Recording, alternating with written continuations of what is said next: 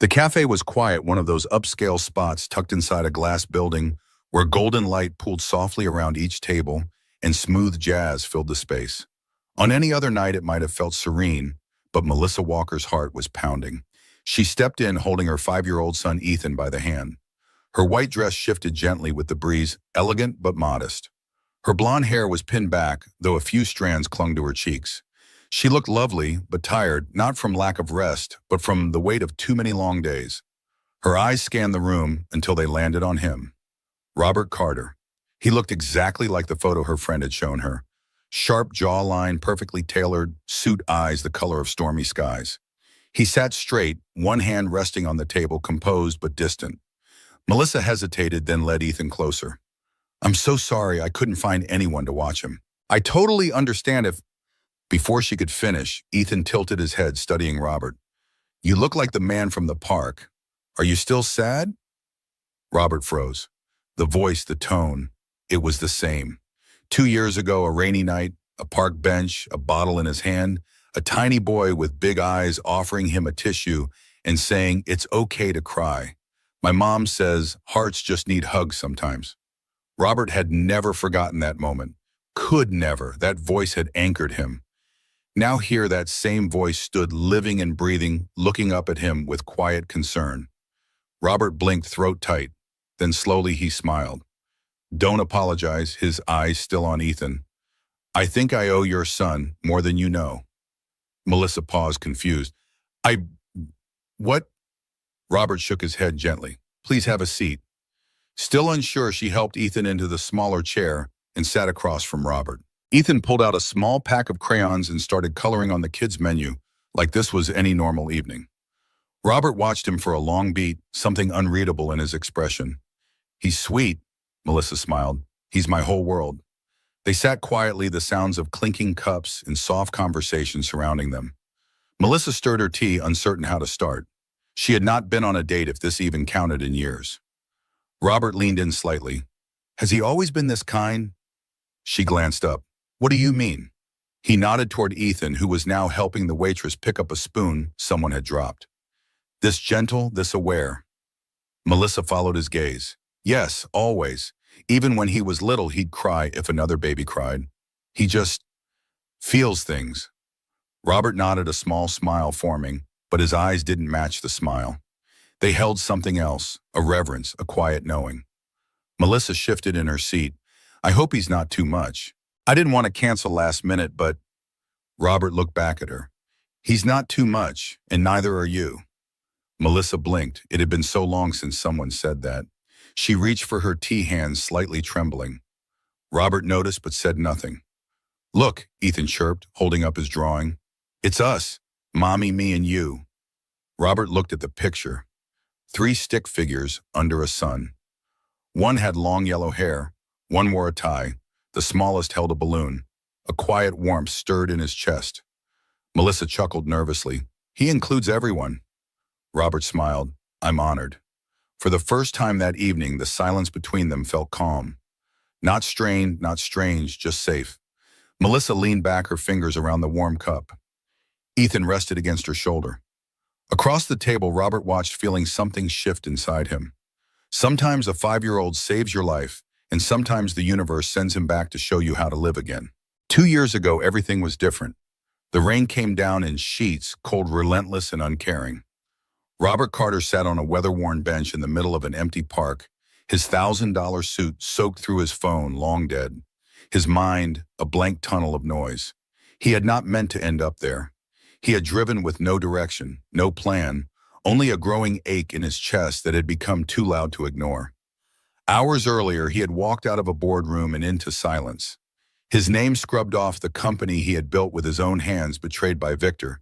His co-founder and best friend since college, cut out of his own vision. The papers signed, the locks changed security, escorting him out like a common criminal. And as if the universe had decided to make a show of cruelty, she had left too. Amanda, the woman he thought he would marry.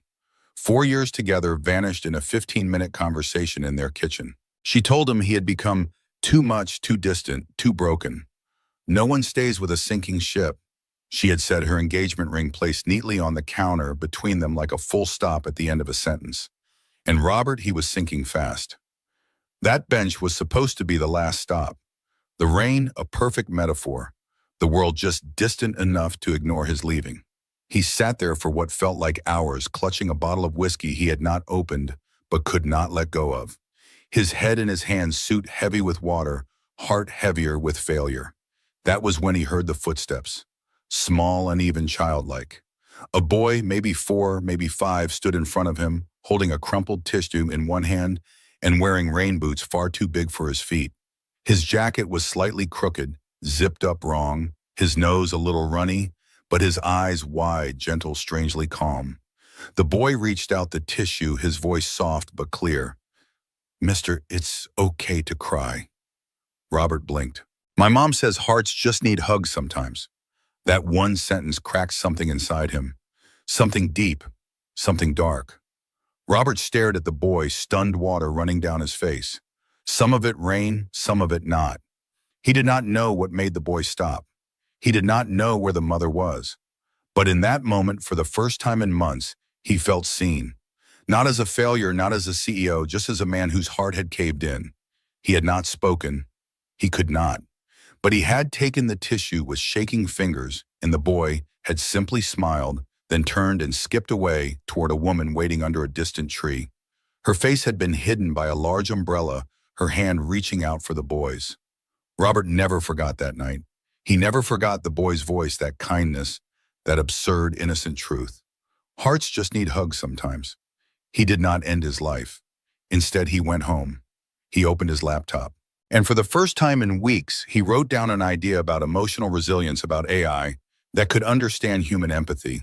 Not just read patterns, but feel intention. It was the start of something new. Something slow, quiet, and deeply personal. He had always wondered about that boy. And now, sitting across from Melissa Walker in that quiet cafe, Robert watched as her son colored dinosaurs with half-broken crayons. His small mouth moved as he whispered stories to himself. And then, like a bell tolling from another lifetime, he tilted his head, looked at Robert, and said, "You look like the man from the park. Are you still sad?" Robert's heart stopped. The voice, the eyes, the gentle knowing in such a small face. It was him. This was the boy who saved him. His throat tightened, his hands curled into fists beneath the table to keep from trembling. He swallowed, forcing his voice steady, and offered a quiet smile. "Don't apologize," he said to Melissa. "I think I owe your son more than you know." He had not told her. Not yet. Somehow the words did not feel ready. But as Ethan continued coloring, humming softly, Robert watched him, this small, unknowingly heroic child, and felt something he had not in a very long time. Gratitude. And maybe for the first time since that rainy night, hope. The classroom smelled like crayons and construction paper. Melissa Walker stood at the whiteboard, chalk dust on her hands, surrounded by the giggles of second graders. Teaching had been her sanctuary, her joy. The walls were filled with color, student art, and the kind of warmth that made her feel like she belonged. But on that day, she did not go in. She had a sore throat. She asked her husband David to pick up Ethan from preschool. That one request unraveled everything. The accident was quick. A rainy intersection, a truck that skidded, a phone call that shattered her world. David never came home. She remembered the phone slipping from her hand. Ethan asking why Daddy was not back yet.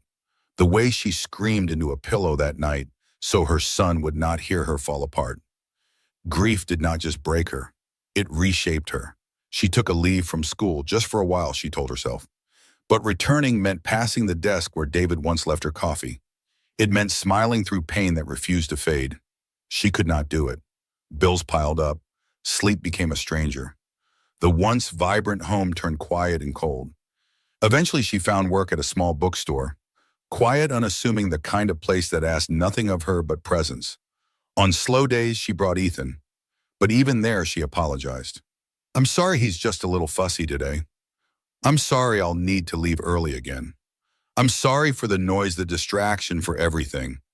She said sorry so often it became reflex, a part of her voice. Her parents tried to help at first, but grief made them distant. David had been their pride, their hope. And though no one said it aloud, she felt it. The blame, the weight of their disappointment. Friends slowly faded. Invitations stopped. Melissa just endured. Only Ethan seemed to see her fully. One night as she tried to force a tired smile over burnt pasta, Ethan tugged at her sleeve. "Are you okay when you smile like that?"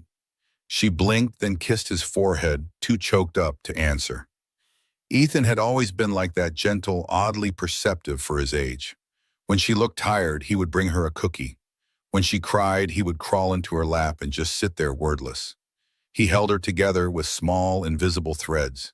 He was the reason she woke up. The reason she kept lists, paid bills, faced days she did not want to. He was all she had left of David. And somehow he was more than that. Still, Melissa never stopped feeling like a burden. When she brought Ethan to work, she apologized. When she dropped him off late at preschool, when she forgot to RSVP, when she dared to say she was tired or lonely, she apologized. It was not just grief over David, it was grief over herself, who she had been, who she could have been. Now she simply tried to be enough for Ethan. Some days it felt possible, other days she felt like a shadow wearing her own skin. But she kept going, always because Ethan needed her. Even when the world made her feel invisible, even when the whispers stung, she showed up for him. Melissa Walker was not fearless. She was not perfect. She cried in the shower, worried about bills, and sometimes yelled when she meant to whisper. But she was present. And every night after Ethan fell asleep, she kissed his forehead and whispered the only apology that mattered anymore. "I'm sorry the world makes it so hard, but I promise I'm trying." And in the dark with sleep tugging at his lashes, Ethan would murmur back, "I know." The invitation had come the next morning in the simplest form. An email. Subject: dinner body. No pressure, just food. Maybe the three of us this time. Melissa read it twice before showing it to Ethan, who immediately grinned and said, "Does that mean he liked us?" She smiled and tucked a strand of blonde hair behind her ear. "I think it means he wants to know us better." They met at a quiet, family-owned Italian place tucked between two brownstone buildings, warm lights spilling onto the sidewalk. Robert was already there, seated at a corner booth, wearing something less corporate this time, just a button-up and a soft navy sweater. He stood when they arrived, helping Ethan into the booth first, before turning to Melissa. "Thank you for coming." She nodded politely. "Thank you for inviting us." Dinner began with small talk. Ethan ordered spaghetti and promptly declared it was better than Mom's. "But don't tell her." Melissa laughed, a real sound this time, and Robert noticed the way her eyes crinkled when she did. Robert was quiet but attentive. He asked Ethan questions about his favorite dinosaurs, and to Melissa's surprise listened patiently as the little boy explained in great detail the difference between a Triceratops and a Stegosaurus. At one point, Melissa excused herself to the restroom. When she returned, she paused near the corner of the hallway. Robert was leaning across the table, whispering something to Ethan. "I think your mom is really brave." Ethan tilted his head. "She doesn't think so." "She will," Robert replied softly. Melissa's chest tightened. She did not know what stirred more, the way he said it or the fact that he meant it. After dinner, Robert suggested a walk. "There's a park nearby. Ethan might like the fountain." They agreed, strolling under the early evening sky. The city lights hummed, but in that little pocket of green, things felt still familiar. Ethan ran ahead, chasing shadows and leaves. Melissa and Robert walked side by side. For the first time, she noticed the quiet ease in his steps. Not the tension of a CEO pacing through decisions, but the peace of someone trying. "You're different tonight," she said. Robert looked over. "How so? Lighter?" He smiled, not the polite kind, a real one. "Maybe I am." Then came the moment. Ethan had paused to admire a squirrel, and Ethan glanced at Robert. "Are you lonely, Mr. Robert?" Robert blinked, his mouth parted slightly, surprised by the question. Then he crouched beside the boy, meeting his eyes. "I used to be." Ethan nodded as if that made perfect sense and returned to chasing squirrels. Melissa watched the exchange in silence, something warming in her chest. Later that night, Robert stepped aside to take a call while Melissa helped Ethan wash his hands at the park restroom. On her way back, she passed by the bench where Robert stood. He was speaking softly, unaware of her presence behind the row of hedges. "It has been weeks since the last one," he said into the phone. "The nightmares are gone since meeting them." A pause, then quieter. "No, I have not told her. I don't know how, but I know I am not the same." Melissa froze. The words landed like a quiet thunderclap. Something in her shifted. He had been through something dark, and her son, maybe even she, had helped him find his way out. She walked back to the bench, slowly giving him time to end the call. When he turned and saw her, he looked slightly startled, but not guilty. "You okay?" he asked. She nodded. "Yes." They said nothing else, but as they walked back toward the street, Melissa slipped her hand down and gently took hold of Ethan's. Robert walked beside them, close enough to touch, yet not imposing. And for the first time, she wondered maybe this was not just a dinner. Maybe it was a beginning. The lab was sleek and sterile, all white walls and glowing screens. Soft hums of machines layered under the quiet clicking of keyboards and murmurs of engineers. Robert stood near the glass entrance, adjusting the cuffs of his shirt as Melissa and Ethan stepped in. "This is impressive," Melissa whispered, eyes sweeping over the room. Robert smiled slightly, but his gaze had already shifted to Ethan, who stared wide-eyed at the robot in the center of the room. It was about the size of a small refrigerator, humanoid in shape, but still mechanical. Two blinking circles for eyes, arms with rounded joints, a soft plastic casing that gave it a child-safe appearance. "That's Emma," Robert said, "short for emotional mapping and adaptive intelligence." Ethan's eyes lit up. "Does she talk?" "She tries," one of the engineers said, chuckling softly. "But she is not very good at feelings yet." Robert led them closer. "We have been developing Emma for over a year. She is supposed to recognize emotional cues, facial expressions, tone, body language, and respond accordingly. But she struggles with unpredictability." Melissa gave a sympathetic nod. "Sounds a little like parenting." Robert smiled again, more real this time. "Exactly." Ethan stepped forward unprompted and crouched in front of Emma. The robot blinked slowly, then turned its head toward the boy. "Hello," Emma said in a flat tone. "How are you feeling today?"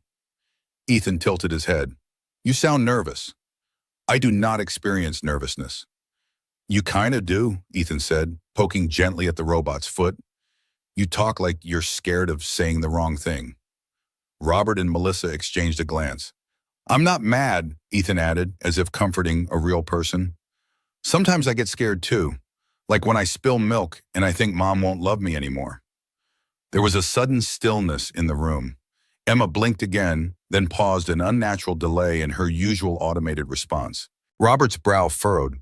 Then Emma spoke again, but this time something was different. "That must feel confusing, thinking love can disappear when mistakes happen. But your mom still loves you even with spilled milk." A hush fell over the lab. One of the engineers stood up from his console, stunned.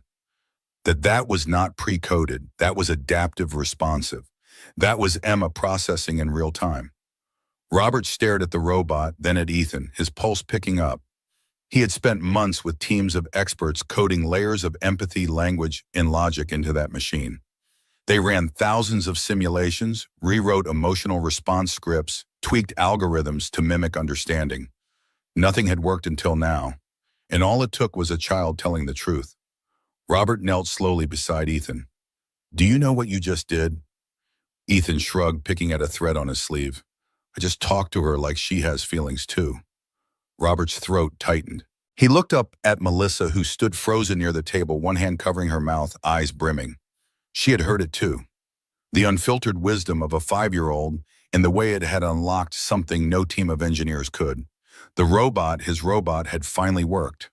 Not because of code or wires, but because of something human, something simple, something that had been missing all along. Robert stood walking over to the main terminal. The data stream confirmed what he already knew. Emma had recognized the emotional subtext, interpreted the context, and generated a unique, emotionally attuned response. It had happened because of Ethan, because of the boy who once saved him with a simple phrase in the park. Robert turned back to them, a look on his face that Melissa had never seen before. Something between awe and humility. "He did it," Robert said quietly. "He got through." Melissa frowned slightly. "Through to the robot?" "No," Robert replied, voice rough. "Through to me again." He walked over, crouched in front of Ethan, and rested a hand gently on the boy's shoulder. "Thank you," he whispered. Ethan beamed, completely unaware of what he had just changed. And in that moment, Robert knew. This child was not just a miracle from Melissa's past. He was the missing piece to Robert's future. It happened on a Tuesday, Melissa had just returned from her lunch break at the small bookstore when her manager, an older woman named Helen, pulled her aside. The look on her face said everything. "I'm sorry, Melissa," Helen began, not meeting her eyes. "The higher-ups don't want children in the store during work hours anymore. They said it's unprofessional." Melissa froze, then only stays in the back with a coloring book. "I know," Helen said gently, "but rules are rules, and the owners are watching closely these days. I tried to fight for you, but—" Melissa did not cry, not in front of Helen. She just nodded, packed up her things, and walked out with Ethan's tiny hand clutched tightly in hers. That night, after Ethan had fallen asleep, Melissa sat at the kitchen table in silence. Bills stacked like guilt in a drawer she had not opened in days. She stared at them blankly, unsure what to do next. 2 days later, a letter arrived in her mailbox. It was from a local library. A part-time position had just opened, a children's reading assistant. The letter said she came highly recommended. Melissa blinked. She had not applied. Something in her chest tightened. The next morning, she showed up at the library for the informal interview. The director greeted her warmly, already seeming to know everything about her experience. When Melissa asked who had recommended her, the director smiled. "It came through someone named Robert Carter. Said he knew how much the community needed someone like you." The air left her lungs. That night, after Ethan had gone to bed, Melissa sat on her small sofa in the dark, staring at her phone. Finally, she typed a message. "Meet me tomorrow. Just us." Robert arrived at the quiet diner exactly on time. He looked tired in a way she had not noticed before. She did not offer small talk. "I found out about the library," Melissa said plainly. Robert paused, then nodded. "I thought you would." She leaned forward, her voice low. "Why didn't you tell me?" He met her eyes steady. "Because I didn't want you to feel like you owed me anything." "That's exactly what it feels like," she said, her voice sharper than she intended. "Like I'm part of some emotional debt repayment plan." Robert's brows knit. "That is not—" "Is this about gratitude?" she asked. "Or guilt?" The question hung between them, heavy and pointed. Robert leaned back slowly, the silence thick. "Maybe both," he admitted. "I do feel grateful for you, for Ethan. But it is not guilt, Melissa, not pity. I just wanted to help." She stood. "I don't need saving Robert. I needed honesty." He stood too instinctively, as if trying to reach her. But she had already turned. "I can't do this," she said, barely above a whisper. "Not if I'm always going to wonder why." She left, and Robert stood in the doorway of the diner as rain began to fall outside, soft at first, then stronger, soaking through his shirt. He made no move to run. For the first time in a long time, he felt helpless. Not because he had no power, but because power could not fix this. That night, Melissa returned home soaked from the walk. She wrapped Ethan in blankets and tucked him in her heart, aching, her mind spinning. The next morning, she opened her front door and nearly stepped on a paper bag sitting quietly on her doormat. Inside was a book, Teaching with Heart Lessons from a Classroom Soul. It was one of her favorites, an out-of-print copy she had lent to a student years ago and never saw again. And inside on the title page was a note written in Robert's clean handwriting. "I didn't try to fix your life. I just wanted to thank the woman who taught her son how to save others." Melissa stared at the words until her vision blurred. It was not an apology. It was not an explanation. It was truth. Quiet, unspoken, but real. And though she would not text him back that day or the next, a part of her heart whispered what her pride could not yet say. "He sees me." And that scared her more than anything else. 5 days passed without a word. Melissa moved through her routine, waking Ethan, making breakfast, dropping him at preschool, working her last shifts at the bookstore. But Robert's note lingered, a gentle presence in her thoughts. On the 6th day, her phone lit up with a simple message. "Ethan mentioned dinosaurs last week. The Natural History Museum has a new exhibit. No pressure." She stared at the words for a long time before showing Ethan, who immediately jumped up and down. "Can we go, please?" His excitement was pure, uncomplicated. Melissa envied that. They met Robert at the museum steps the following Saturday. It was a crisp autumn morning, leaves spiraling down around them as families streamed past. Robert wore jeans and a casual sweater, so different from the CEO she'd first met. When Ethan spotted him, he ran ahead, all caution forgotten. "Mr. Robert, did you know T-Rex had teeth as big as bananas?" Robert crouched down, meeting Ethan at eye level. "I did not know that. Will you teach me more inside?" Ethan nodded solemnly, accepting the responsibility. "I know lots about dinosaurs. Melissa approached more slowly, clutching her purse strap. Thank you for the book. Robert straightened, a cautious smile forming. Thank you for coming today. The museum buzzed with life children pointing at massive skeletons. Parents reading plaques allowed the echoing sounds of wonder in high ceilings. Ethan darted from exhibit to exhibit, his energy seemingly limitless. Robert stayed close but gave Melissa space, never pushing, never presuming. When Ethan asked questions about extinction or fossils, Robert didn't simplify his answers. He spoke to him like a person, not a child, and Melissa noticed. By the time they reached the planetarium, something had shifted. The tension in Melissa's shoulders had eased. When Ethan grabbed both their hands to pull them toward the star show, she didn't pull away. They sat in the darkness, artificial stars spinning above them, Ethan between them with his head tilted back in awe. Robert glanced over, catching Melissa's eye in the dim blue light. She didn't look away. After the museum, they found a small cafe across the street. Ethan, exhausted from excitement, leaned against Melissa, with heavy eyes sipping hot chocolate. I should get him home for a nap, she said, watching Ethan's eyelids droop. Robert nodded, then hesitated. Would it be all right if I call you later this week just to talk? The old fear flickered briefly, the worry of owing, of being a project, of being seen too clearly. But beneath it, something else pushed through, something that felt like possibility. Yes, she said simply, that would be all right. Robert walked them to their car, helping Melissa secure a sleepy Ethan in his booster seat. Before closing the door, he leaned in and whispered to the boy, Thank you for teaching me about dinosaurs today. Ethan smiled drowsily. Next time I'll teach you about sharks. Next time. The words hung in the air between them as Robert stepped back. Melissa started the car, rolled down her window. Robert? She began, her voice finding it a strength she hadn't felt in months.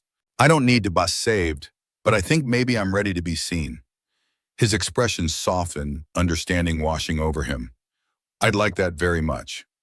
As she drove away, Melissa glanced in the rearview mirror. Robert stood on the sidewalk watching them go, a man granted something he hadn't expected, a second chance. And for the first time since David died, Melissa felt something beyond grief and duty, something fragile and new, like the first green shoot after a long winter. She couldn't name it yet, but it felt like the beginning of healing.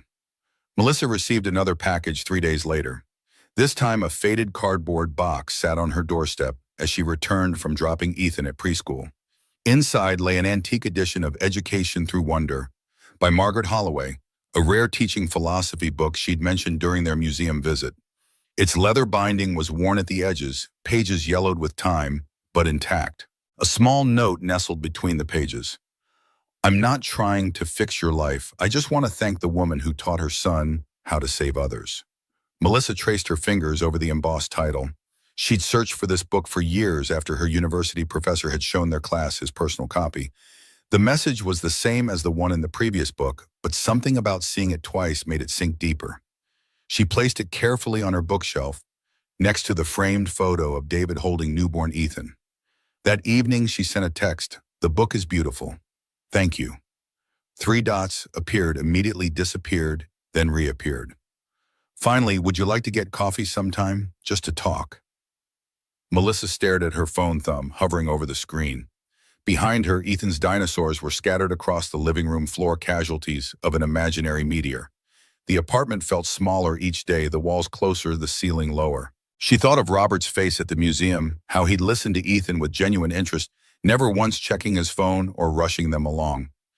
Saturday morning, there's a playground near Westside Coffee where Ethan could play. His response came quickly. Perfect. The playground buzzed with weekend energy, children climbing, swinging their voices, carrying on the crisp autumn air. Melissa sat on a bench, coffee warming her hands, watching Ethan conquer the jungle gym. Robert appeared beside her, 2 fresh pastries on a small plate. I noticed you didn't eat anything inside. Melissa accepted the offering with a small smile. I usually save my appetite for Ethan's leftovers. Motherhood economics. They sat in comfortable silence, watching Ethan make friends with a boy his age, their superhero, capes fluttering as they raced around the equipment. You're good with him, Melissa finally said. Most adults tune out when children start their dinosaur lectures. Robert's eyes remained on Ethan. Children see things we train ourselves to ignore. I find that fascinating. The playground filled with more families. A father pushed his daughter on the swings, her laughter pealing through the air. Melissa's grip tightened on her coffee cup. It must be hard, Robert said softly, watching other families. She hadn't expected such direct acknowledgement. Most people avoided mentioning her loss as if it might be contagious. Sometimes I forget he's gone. I'll see something funny and think I have to tell David about this. Then I remember. Robert nodded. Grief isn't linear. You sound like you know from experience. He turned toward her eyes, reflecting something distant. My father died when I was in college. Heart attack during a business meeting. He was the most driven man I've ever known, worked 80-hour weeks, built his company from nothing. At his funeral, his business partners gave these glowing speeches about his vision, his work ethic. But I kept thinking I don't have a single memory of playing catch with him or him attending any school events. Melissa watched his profile, seeing new layers. Is that why you work so hard to finish what he started? A flicker of surprise crossed his face. I never thought of it that way, but maybe, or maybe I'm trying to prove I can succeed without becoming him. He glanced at his watch, an understated but clearly expensive model, though the hours aren't much different. Ethan rushed over, cheeks flushed from play. Mr. Robert, come see the fort we built. Robert stood immediately, allowing himself to be pulled toward a precarious structure of sticks propped against the slide. Melissa watched as he crouched down, examining the construction with exaggerated interest, offering suggestions that made both boys beam with pride. Something warm unfurled in her chest, not quite happiness, but adjacent to it. Like coming in from the cold and feeling circulation return to numbed fingers, painful but promising. When they parted that afternoon, Robert hesitated beside her car. Same time next week. The question held no pressure, no expectation. Just possibility. We'd like that, she answered, surprising herself with how much she meant it. The playground became their Saturday routine. Sometimes they walked to the nearby duck pond, Ethan naming each bird with inventive authority. Other times they explored the children's section of the library, where Melissa now worked 3 afternoons a week. Robert never pushed for more, never asked to see her without Ethan, never made her feel rushed or indebted. He simply showed up present and patient. One Saturday, he brought a small kite for Ethan, a dinosaur-shaped creation that danced above the park. As Ethan ran across the open field, the kite soaring behind him, Robert's phone buzzed. He glanced at the screen, his expression tightening momentarily. 5 missed calls from Victor. Everything okay? Melissa asked. Robert slipped the phone back into his pocket. Just work, nothing important. But she caught the subtle shift in his demeanor, a guardedness that hadn't been there moments before. Later that afternoon, Robert invited them to his home for the first time, a modern house nestled against a wooded area at the edge of the city. Floor-to-ceiling windows invited nature inside warm wood and cool steel balancing each other throughout the open space. This is where you live. Ethan's eyes widened, taking in the spiral staircase leading to a second floor. It's like a spaceship, Robert laughed. I've never thought of it that way, but you're right. While Robert showed Ethan the backyard with its small stream and visiting wildlife, Melissa wandered through the living room. Unlike the sterile, magazine-perfect space she'd expected, Robert's home contained evidence of actual living books with dog-eared pages, a half-finished chess game on a side table, framed photographs of places rather than people. She paused in the hallway, noticing the bathroom door ajar. Without thinking, she pushed it open, looking for a hand towel. Her eyes fell on the medicine cabinet, its door slightly open. Inside, a prescription bottle stood prominently labeled, Carter Robert, Prazosin HCl 2 ml. Take 1 tablet at bedtime for nightmares. Refills 3. Nightmares. The word from his phone conversation weeks ago echoed back to her. She closed the cabinet quickly, feeling like an intruder. When she rejoined them in the kitchen, Robert was teaching Ethan how to make homemade pizza flour, dusting both their shirts. Neither noticed her thoughtful gaze or how she studied Robert's face for signs of the darkness he kept so carefully hidden. That night, after tucking Ethan into bed, Melissa sat at her small kitchen table with a cup of tea, thinking about medicine cabinets and missed calls about nightmares and quiet battles fought behind composed exteriors. She thought about her own carefully maintained facade, the strength she projected while feeling paper-thin inside. Maybe what drew her to Robert wasn't just his kindness to Ethan or his patience with her boundaries. Maybe it was recognition, one survivor seeing another. The corporate headquarters of Carter Innovations occupied the top 3 floors of a gleaming downtown tower. Robert straightened his tie as the elevator climbed, mentally preparing for the confrontation ahead. His assistant had confirmed that Victor had indeed scheduled himself for a 9 a.m. meeting without prior approval. The elevator doors opened to reveal a reception area where Nancy, his longtime assistant, waited with concern etched across her features. "He's already in the conference room with Janice from legal." Robert nodded, maintaining his composure despite the warning bells ringing in his mind. Victor bringing legal representation meant this wasn't a casual visit. The conference room fell silent as Robert entered. Victor Ross lounged at the head of the table, Robert's usual seat, his tailored Italian suit and carefully styled hair, a deliberate contrast to the man he'd once called his best friend. Beside him sat a sharp-featured woman with a leather portfolio open before her. "Bobby finally decided to join us." Victor's voice carried the false warmth he reserved for negotiations. "You're looking well. Less fragile than the last time I saw you." Robert remained standing, one hand resting on the back of a chair. "What can I do for you, Victor?" Victor's smile didn't reach his eyes. "Always straight to business. That's what I miss about working with you." He nodded to Janice, who slid a document across the polished table. "I'm here with a proposition. Acceleron Technologies wants to acquire Carter Innovations." Robert didn't touch the paper. "Acceleron, your new company. Our valuation is excellent. The offer is more than fair, especially for a startup barely 2 years old." Robert finally took a seat, his movements deliberate. "We've posted growth for 6 consecutive quarters. Our Emma prototype is showing remarkable progress. Why would I sell now?" Victor leaned forward, dropping his congenial mask. "Because you don't have a choice, Bobby. Your Series B funding round is stalling. 2 of your major investors are getting cold feet." The information hit like a physical blow. Robert had only shared those details with his executive team yesterday. "And you know this, how? Does it matter? What matters is I'm offering you a lifeline, a generous exit before things get ugly." Robert studied the man across from him, the same man who'd been his roommate in college, his best man, his business partner for 8 years. The same man who had orchestrated his removal from their previous company during his darkest moment. "And if I decline," Victor's expression hardened, "then I'll be forced to remind potential investors about your episode. A CEO who has a complete breakdown disappears for a night only to be found crying on a park bench, not exactly inspiring confidence." The words landed with precision, calculated to wound. Robert kept his expression neutral, despite the fury building beneath his skin. "You've been having me followed." Victor shrugged. "Let's call it due diligence. Speaking of which, you've been spending a lot of time with a certain single mother and her kid. Moving a bit fast after Amanda, aren't you? Or is this some kind of redemption project?" Robert's hand clenched under the table, knuckles white. "Leave them out of this." "Touchy subject, interesting." Victor gathered his papers, signaling the meeting's end. "Review the offer. You have 48 hours before I start making calls to your investors." He paused at the door. "Oh, and Bobby, the board at Acceleron would welcome you in a senior technical position.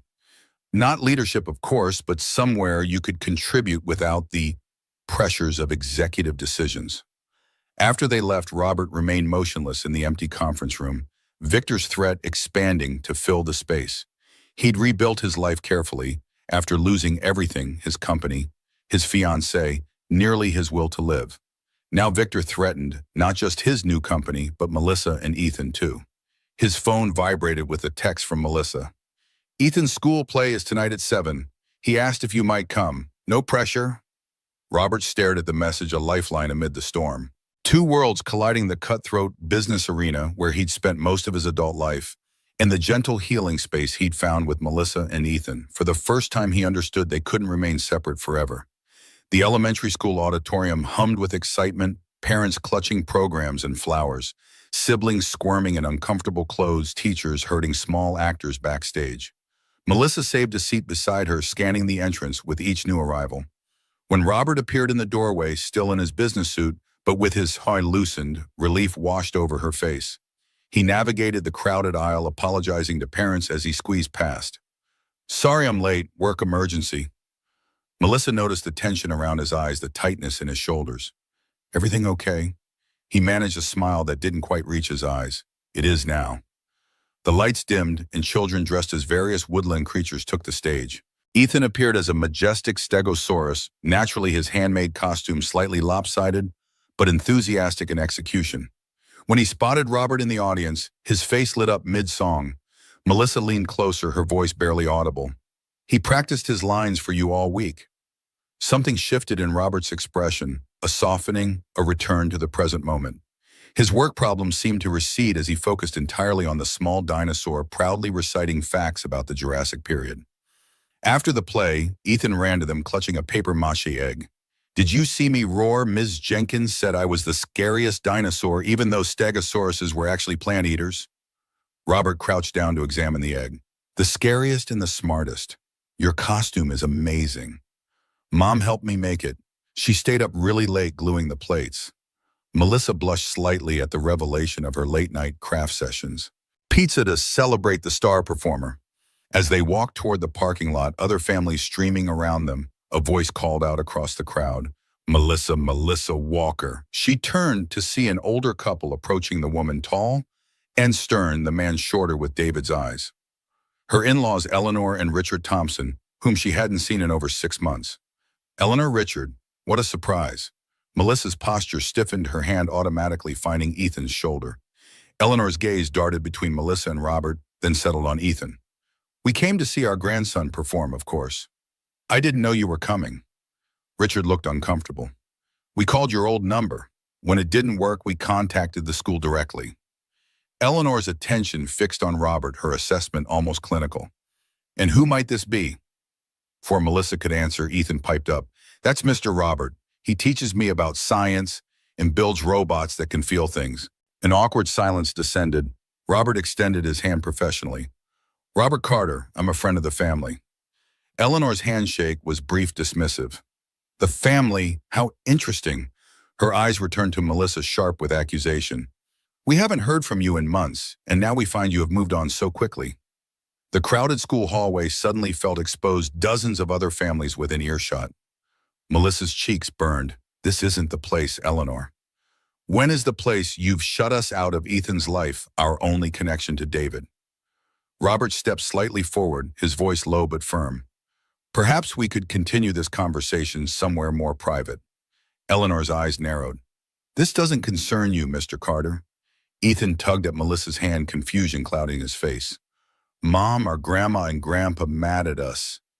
The innocent question hung in the air, a perfect distillation of the tension.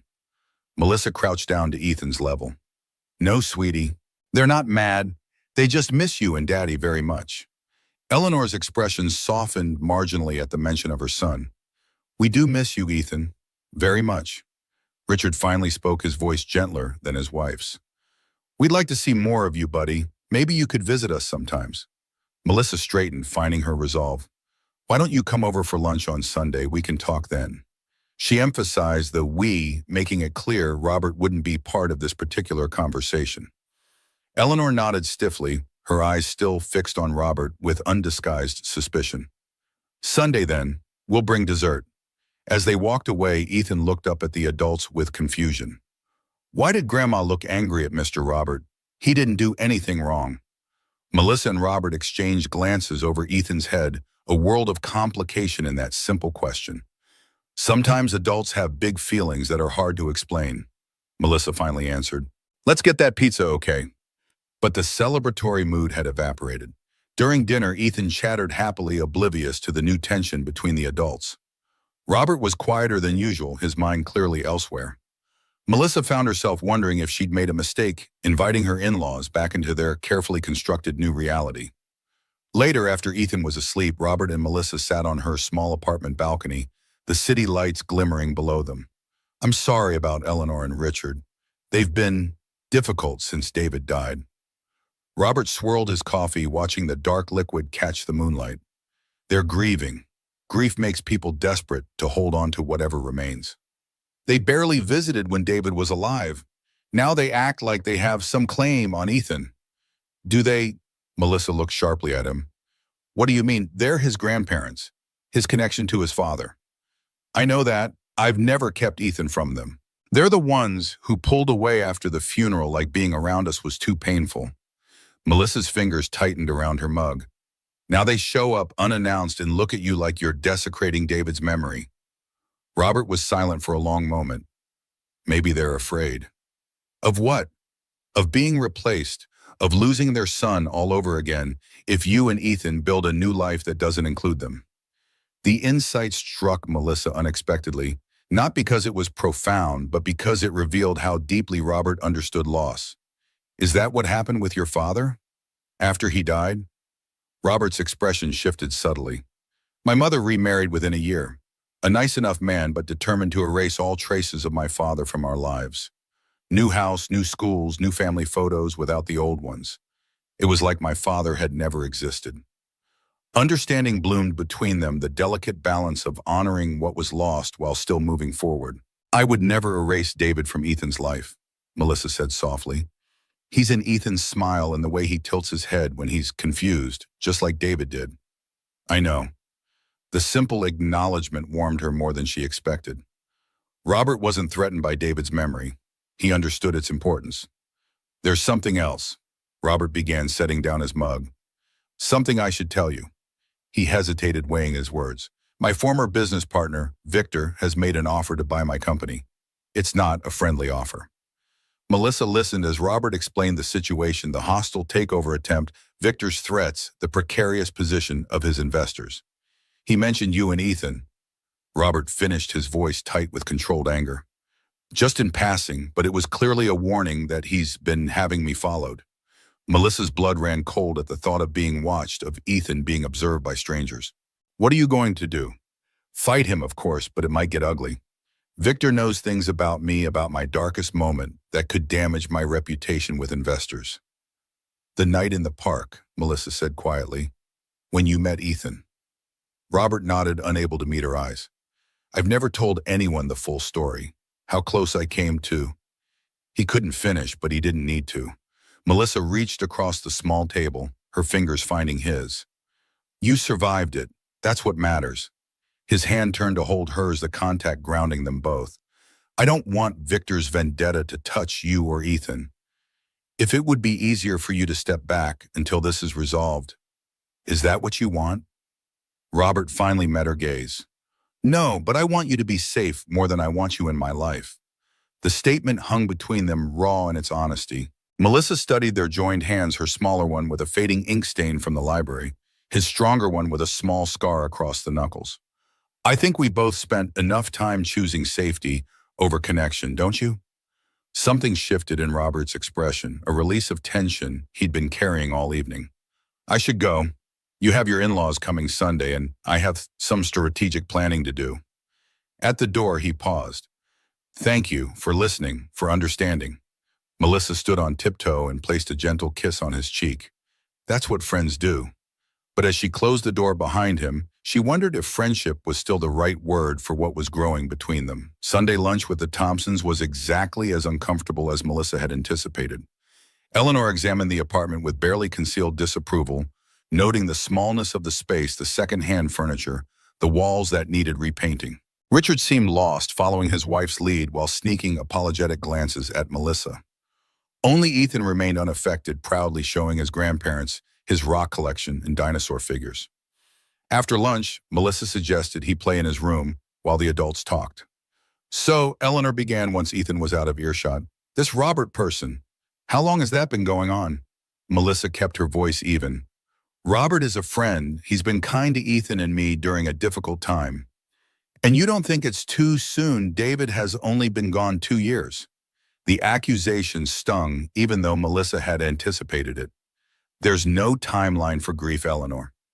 There's appropriateness, Eleanor countered. What will Ethan think seeing his mother replace his father so quickly?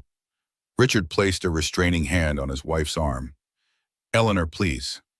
Melissa took a deep breath, fighting to maintain her composure.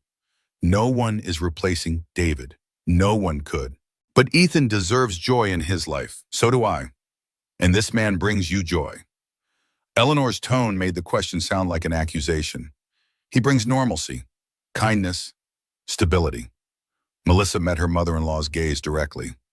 things that have been in short supply since David died. We offered to help, Eleanor protested. We offered to have you move in with us. You offered to take over. There's a difference. The truth of the statement silenced Eleanor momentarily. Richard cleared his throat. We're concerned, that's all. We don't know this man, and suddenly he's spending time with our grandson. Robert is a good person. He's patient with Ethan, respectful of my boundaries, and he understands grief. Melissa softened her tone. I'm not asking for your approval. I'm asking for your trust that I would never put Ethan in a harmful situation. Eleanor's eyes welled with unexpected tears. We just miss him so much. David was our only child. Ethan is all we have left of him. The raw pain in her voice broke through Melissa's defenses. For the first time, she truly saw beyond Eleanor's controlling behavior to the devastation beneath. I know. I miss him too every day. Melissa hesitated, then offered an olive branch. Maybe you could take Ethan for an overnight visit soon. He loves your pond in the treehouse. The suggestion visibly moved both grandparents. Richard smiled warmly. We could take him fishing. I've been fixing up the old rowboat. He'd love that. The conversation shifted to logistics when they could visit what Ethan's favorite foods were, now his new fascination with space, in addition to dinosaurs. By the time they left, a tentative peace had been established. Watching their car pull away, Melissa felt both drained and relieved. One battle navigated, yet she sensed more challenging ones ahead. The eviction notice arrived on a Tuesday morning, slipped under her door like an assassin's blade. The building had been sold to developers. All tenants had 60 days to vacate. Melissa stared at the official document, her mind racing through calculations, the cost of moving new deposits, the impossibility of finding affordable housing in the same school district. Her savings had been depleted during the months after David's death. The library position helped, but not enough for this. She sat heavily at the kitchen table, the notice mocking her newfound stability. Just when things were beginning to feel manageable, Ethan settling in at school, her in-laws cautiously reintegrating into their lives, her relationship with Robert evolving into something deep and meaningful. This new crisis threatened to unravel everything. Her phone buzzed with a text from Robert, conference call running late, rain check on dinner tonight. She almost replied with a casual acceptance, not wanting to burden him with her problems. But hadn't they just promised honesty to each other? With shaking fingers, she typed, no problem. Also just got eviction notice. Building sold. Have 60 days. His response came immediately. Coming over, 20 minutes. True to his word, Robert arrived at her door 19 minutes later, slightly out of breath, as if he'd run from his car. He took the notice from her trembling hands, reading it carefully before setting it aside. There are options, Melissa. She paced the small living room, anxiety radiating from her movements. What options? Rents have skyrocketed in this area. Even if I could find something affordable, the deposit alone would wipe out my savings. Robert hesitated, choosing his words carefully. I have a guest house on my property. It's separate from the main house with its own entrance and yard. You and Ethan could stay there while you figure things out. Melissa stopped pacing, the offer hanging between them like a live wire. Robert, it's not charity, he added quickly. You could contribute whatever you feel comfortable with. The place sits empty most of the time anyway. That's not, I can't just move in with you. Not with me. Near me, there's a difference.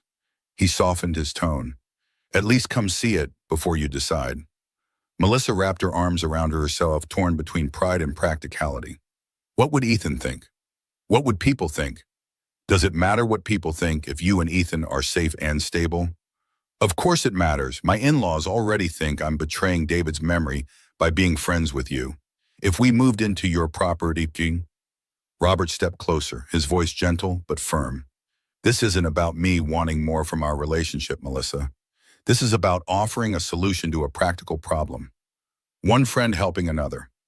She looked into his eyes, searching for hidden motives, but finding only genuine concern. I need to think about it. Talk to Ethan. Of course. No pressure. He glanced at his watch. I have to fly to San Francisco tomorrow morning. Investor meetings that can't be postponed. But I'll be back Friday evening. We can talk more then. Melissa nodded, noticing the strain around his eyes, remembering his own battles with Victor. Is everything okay with your company? A shadow crossed his face. I'm handling it. These meetings are crucial, but I'm confident. She didn't quite believe him, but appreciated his attempt to shield her from additional worry. Good luck then. Call when you can. After he left, Melissa sat in the quiet apartment, the eviction notice still on the table. Robert's offer swirled in her mind, the practical solution it presented versus the complications it would create. Moving to his property would intensify their connection, blur boundaries they'd carefully maintained. It would also provide stability for Ethan during yet another transition.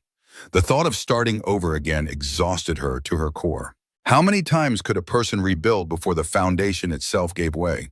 The San Francisco conference room overlooked the bay fog rolling in like nature's curtain across the water. Robert stood at the front presenting data on Emma's development to a panel of potential investors. Charts displayed emotional recognition, accuracy rates, comparison, metrics against competitors, potential market applications. What sets Emma apart is her ability to recognize not just surface emotions, but contextual emotional states. Robert explained, advancing to a video demonstration. Watch as she distinguishes between different types of sadness, grief versus disappointment versus situational melancholy. The investors leaned forward, genuinely intrigued. Even Marcus Henley, the most skeptical among them, nodded appreciatively. Impressive tech, Robert. But what's your timeline to market? AI is moving fast, and emotion recognition isn't unique to your platform. Robert advanced to the next slide. What is unique is our approach. We're not just recognizing emotions, we're responding appropriately to them. Our pilot program begins next month in 3 pediatric hospitals using Emma to help children process trauma and fear during extended treatments. The presentation continued smoothly, questions answered confidently, objectives clarified. By the final slide, Robert could sense the room's energy had shifted from skepticism to interest. Marcus closed his portfolio. Well, I think I speak for all of us when I say we're intrigued. Your vision has merit, and the medical applications provide both social value and revenue potential. Relief washed through Robert. These investors could secure Emma's future, protect his company from Victor's takeover attempt. He began gathering his materials as the investors filed out, several stopping to shake his hand and exchange cards. Marcus lingered behind. One more thing, Robert. We've heard some concerns about your stability. Rumors about a breakdown a couple years back. The temperature in the room seemed to drop. Who mentioned this? Does it matter? What matters is your response. Marcus's expression remained neutral. We're considering investing significant capital in your vision. We need assurance you're the right person to execute it. Robert straightened, meeting the challenge directly. 2 years ago, I lost my company and my fiancée in the same week. I hit bottom, yes. Then I built myself back up, developed new technology, secured initial funding, assembled a talented team, and created what you just saw. Judge me by my actions since then, not by rumors spread by competitors with ulterior motives. Marcus studied him, then nodded slowly. Fair enough. We'll be in touch early next week with our decision. Robert's phone buzzed as he left the building. A text from Melissa. Ethan has 103 fever. Took him to urgent care. They're transferring us to Children's Hospital downtown. Doctors concerned about his breathing. The world tilted beneath Robert's feet. He read the message again, adrenaline surging through his system. His next investor meeting, the final one, potentially the most important, started in 30 minutes across town. Without hesitation, he called his assistant. Nancy, cancel the West Ridge meeting. Family emergency. Book me on the next flight home. Nancy's voice reflected her surprise. Sir Westridge specifically rearranged their schedule for you. Their fund would completely secure our position against. I understand the stakes, cancel it anyway. Then book that flight. Robert hailed a taxi to the airport, his mind racing between calculated losses and urgent fears. Missing the Westridge meeting could cost him his company. Victor would pounce on the vulnerability, accelerate his takeover attempts. Years of work could unravel. Yet the thought of Melissa alone in a hospital with Ethan, scared and uncertain, overshadowed even these monumental concerns. At the airport, he managed to secure a seat on a flight leaving in 40 minutes. While waiting at the gate, his phone rang with Westridge Capital's number. He let it go to voicemail. A text from Victor followed almost immediately. Heard you stood up, Westridge. Reconsidering my offer yet? Robert closed his eyes briefly, centering himself.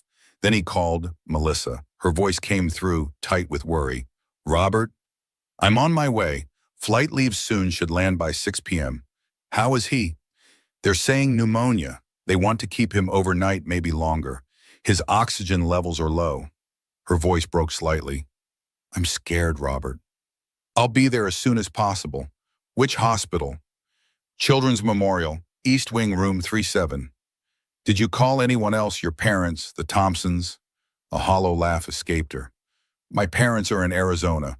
The Thompsons didn't answer. "I called Helen from the bookstore. My neighbor even tried the library. No one picked up. It's like the universe wanted to remind me how alone I really am." "You're not alone. I'm coming. Just hold on." The flight seemed interminable, each minute stretching painfully, as Robert imagined Melissa sitting beside a hospital bed, no one to spell her for even a bathroom break or a quick meal. The irony didn't escape him that his most important professional moment coincided with this personal crisis, forcing a choice that wasn't really a choice at all. By the time his plane landed, 3 more missed calls from Westridge had accumulated, along with an email from his CFO marked "Urgent Investor Concerns." Robert ignored them all, sprinting through the terminal to the taxi stand. The hospital corridors echoed with his hurried footsteps as he followed signs to the pediatric ward. Room 307's door stood partially open, the soft beeping of monitors filtering into the hallway. Robert paused at the threshold, taking in the scene. Ethan lay small and pale against the white sheets, an oxygen tube beneath his nose, an IV in his tiny arm. Melissa sat beside him, her hand resting on his dark circles beneath her eyes, suggesting she hadn't slept. She looked up as Robert entered, surprise and relief washing over her exhausted features. "You came." Robert moved to her side, one hand gently touching her shoulder. "Of course I came. But your meeting wasn't important." Melissa's eyes filled with tears she'd likely been holding back for hours. "The doctor says his left lung is inflamed. They're giving him antibiotics and monitoring his oxygen." Robert pulled a chair beside hers, settling in for the duration. "Has he been awake?" "In and out. The fever makes him confused." As if on cue, Ethan stirred, eyelids fluttering open. His gaze, unfocused, at first drifted around the room before settling on Robert. Recognition sparked in his fever-bright eyes. "Dad!" The word was barely a whisper, rough from his sore throat. Robert froze. Melissa's breath caught audibly. Ethan's small hand reached toward him. "Dad," he repeated, more certain this time. "You came." Something broke open in Robert's chest, a dam rupturing, emotions flooding through. Tears welled in his eyes before he could stop them. He took Ethan's outstretched hand between both of his, pressing his forehead against their joined fingers. "I'm here, buddy." He managed, voice thick with emotion. "I'm right here." Melissa stood silently, moving toward the door. Robert glanced up, catching her eye, worried she was upset by Ethan's confusion. Instead, he saw her watching them with an expression of profound realization, as if seeing clearly for the first time something that had been before her all along. She slipped into the hallway, giving them a moment alone. Robert sat with Ethan until the boy drifted back to sleep, still holding his hand, unwilling to break the connection. When Melissa returned, she carried 2 paper cups of vending machine coffee. She handed one to Robert, their fingers brushing in the exchange. "You didn't have to leave your meeting," she said softly. "I would have understood." Robert looked up at her, no longer hiding the depth of his feeling. There was never a choice to make, not really. Understanding passed between them, an acknowledgement that something fundamental had shifted. In Ethan's feverish mistake, a truth had been revealed that could no longer be ignored or minimized. They sat together through the night, taking turns dozing in the uncomfortable chairs, speaking in quiet tones about everything and nothing. Somewhere around 3 a.m., Melissa found herself telling Robert about the night she'd met David, a blind date set up by mutual friends, his nervous jokes, the immediate sense of recognition she'd felt. It wasn't dramatic or earth-shattering, she admitted, just a feeling of rightness, like finding a puzzle piece you didn't know was missing. Robert nodded, understanding exactly what she meant. By morning, Ethan's fever had broken. His breathing improved enough that the doctor suggested he might go home the following day if his progress continued. Throughout the rounds, medications, and tests, Robert remained alternating between answering urgent work emails and entertaining Ethan with increasingly elaborate stories about dinosaurs who built robots. Around noon, a nurse entered with a tablet. "Mr. and Mrs. Carter. The insurance department needs some additional information." Before either could correct her assumption, a new voice came from the doorway. "She's not Mrs. Carter. She's Mrs. Thompson, my daughter-in-law." Eleanor stood in the entrance, Richard behind her, both looking travel-worn and alarmed. Their eyes moved from Melissa to Robert to Ethan, assessing the tableau with obvious disapproval. "Grandpa," Ethan's face lit up despite his illness. "You came to see me in the hospital." Eleanor moved to Ethan's bedside opposite Robert. "Of course we did, sweetheart. As soon as we got your mother's message." "That was yesterday morning," Melissa said quietly, the accusation clear in her tone. "We were in Cincinnati for Richard's college reunion," Eleanor replied defensively. "We drove straight through once we got your voicemail." Her attention returned to Robert, who had stood respectfully when they entered. "I see you didn't need our help after all." The tension in the room thickened. A nurse, sensing the charged atmosphere, quickly finished her paperwork and retreated. "Mr. Carter was kind enough to come when I called," Melissa said, her voice gaining strength. "He's been here all night." Eleanor's eyes narrowed. "How fortunate you have such a devoted friend." Robert cleared his throat. "I should give you all some family time. Ethan, I'll come back later. Okay, buddy." "Promise?" Ethan's voice sounded small and worried. "I promise."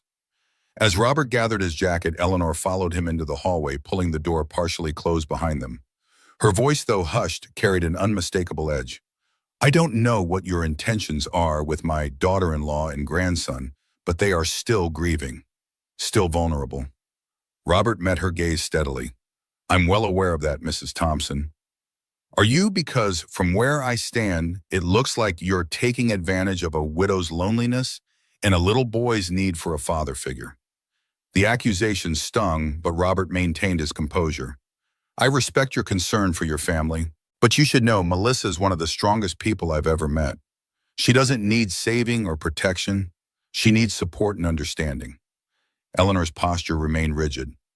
"My son was her husband, Ethan's father, barely in his grave and already being replaced." "No one is replacing David," Robert said firmly. "Certainly not me.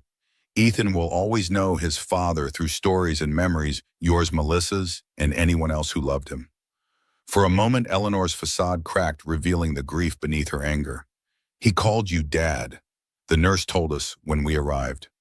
Robert sighed, understanding the real source of her pain. He was delirious with fever. Confused. Was he expressing something he's been encouraged to feel?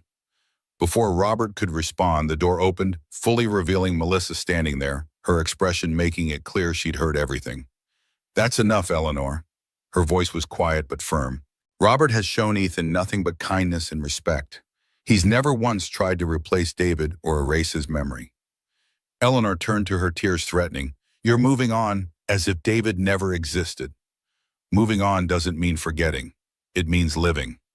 Melissa stepped closer to Robert, her decision visibly solidifying. "Robert should stay. He's important to Ethan. And to me."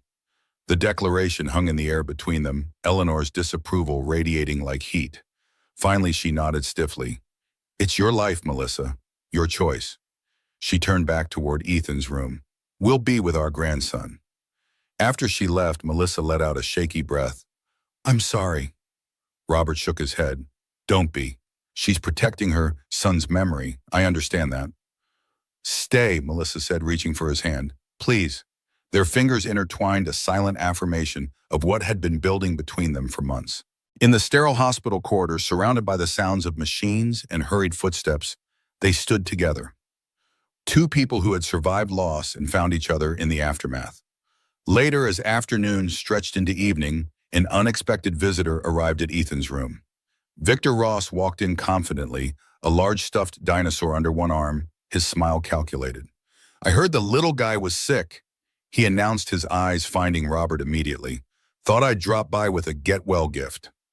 The room froze in collective shock. Eleanor and Richard looked confused. Melissa tensed visibly. Robert stood, positioning himself between Victor and Ethan's bed. "How did you know that Ethan was here?" Victor's smile didn't waver. "I have my sources. More importantly, how did your meeting with Westridge go?" "Oh wait, you weren't there." Understanding dawned on Melissa's face. This was the business rival Robert had mentioned, the one threatening his company. Perhaps we should speak outside, Robert suggested, his voice dangerously calm. Victor placed the dinosaur at the foot of Ethan's bed, then turned to Melissa with practiced charm. You must be Melissa. Victor Ross. Robert and I go way back. I know exactly who you are, Melissa replied coldly. Victor's eyebrows rose in mock surprise. He's told you about me. I'm flattered. You should leave, Robert said, no longer bothering to hide his anger. Now. So hostile, Bobby, and here I came bearing gifts and good news. Victor straightened his designer tie. Westridge Investment Group has decided to back Acceleron's acquisition of Carter Innovations. Signed the preliminary agreement this morning. The blow landed precisely as intended. Robert's face drained of color. You're lying. Check your email or call them yourself. Victor shrugged. Can't say I blame them. A CEO who abandons critical meetings for personal matters, not exactly leadership material. Robert's hands clenched at his sides. Melissa moved to stand beside him, her presence steady and grounding. Get out, she said simply. Victor's expression hardened. Excuse me. You heard me? This is my son's hospital room, not your boardroom. Get out.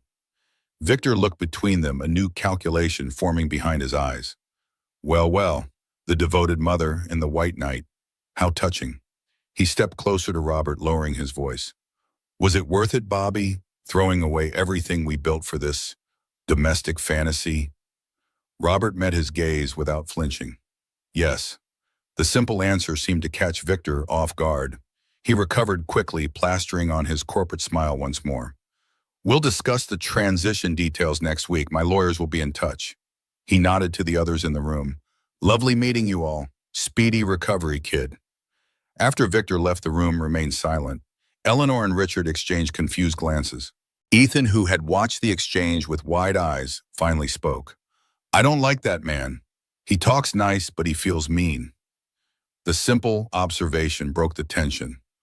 Robert smiled despite everything, ruffling Ethan's hair gently. Smart kid.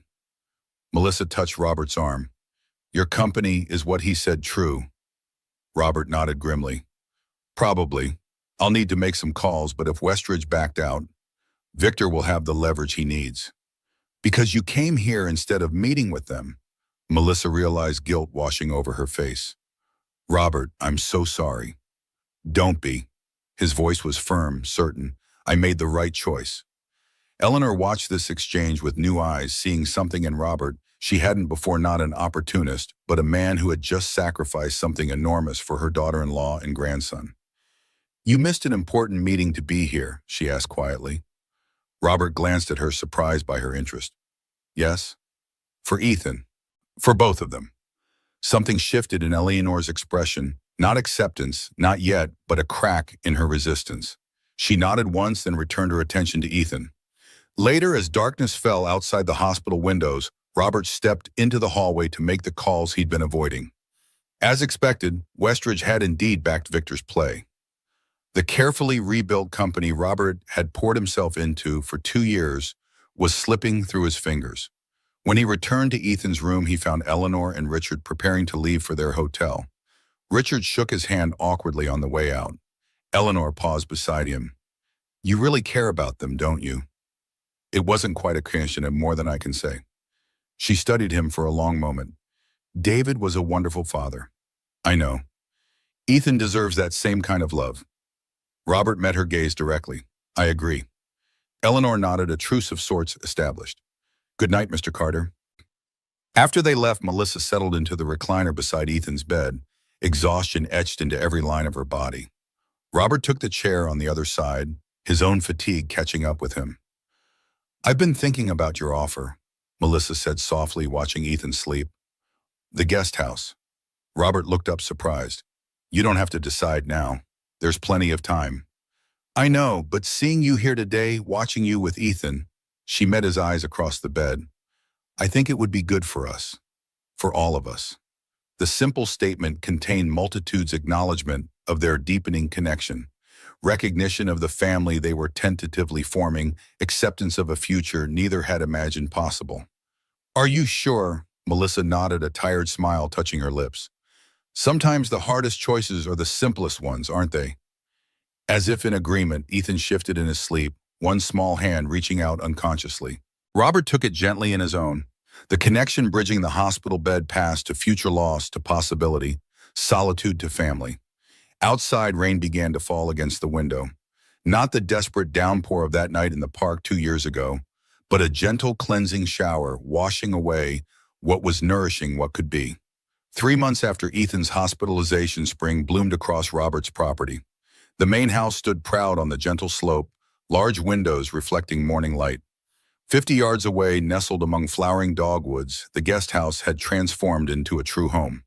Melissa's touch was evident everywhere. Colorful curtains framing windows, children's artwork taped to the refrigerator, a small vegetable garden taking root beside the porch. Inside, Melissa arranged chairs in a semicircle, while Ethan carefully placed name cards on each seat. Today marked the official opening of her home teaching program.